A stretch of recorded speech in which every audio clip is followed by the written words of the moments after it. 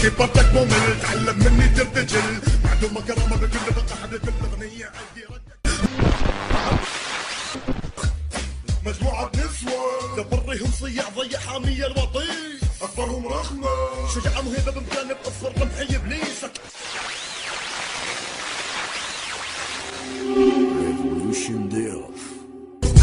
ارجع من ثاني احدد ارجع من ثاني اجدد امدد مسار عدادي عليكم لك حاب لسان ضبط مع تبسم معكم ككلاب العويه معركتي داميه ضاريه اعراب اساميكم بالسحه مالها اثم ممكنها زراب دخان ضباب وبالاحرى خويه اللي تحول لتغار النفس سفينه يا مهندس شر عذابي بك تخلي سكت كابوسك تتهلوس أنا غاوي شجاع يعني قبل كل الناس تعرفني. أنا راجع للساحة راجع لأسلوب جديد. كان اعتزالي مو بسبب أرماندو ولا بسبب أي رابر من الرابرية. يعني أكو ناس جاي يقولوا أنت اعتزلت بسبب أرماندو والشغلات يعني وهذا وكذا وكذا. أنا اعتزالي بسبب ظروف كانت عندي والحمد لله خلصت ظروفي يعني سافرت هذا عندي فرجعت للساحة راح اقدم لكم شيء جديد بطولة جديدة دخلت عليها الثاني عندي اكثر من دش راح ينزل على اليوتيوب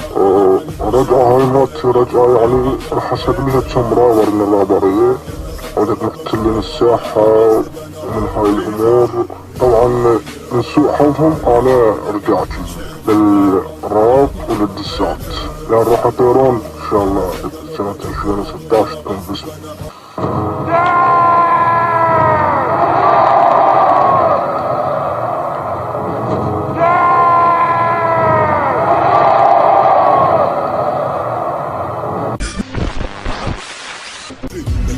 ركض هذه الساحة الخايسة واللي فيها البعض منهم واقف في حجة انهم كالكون في اليوم الماضيها والبعض البعض الاخر في اصواتهم المريبة الكئيبة مستغلين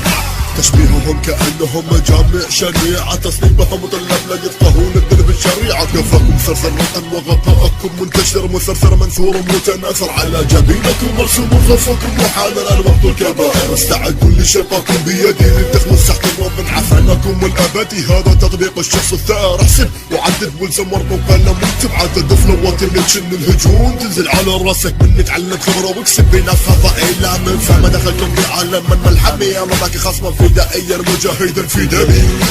تبا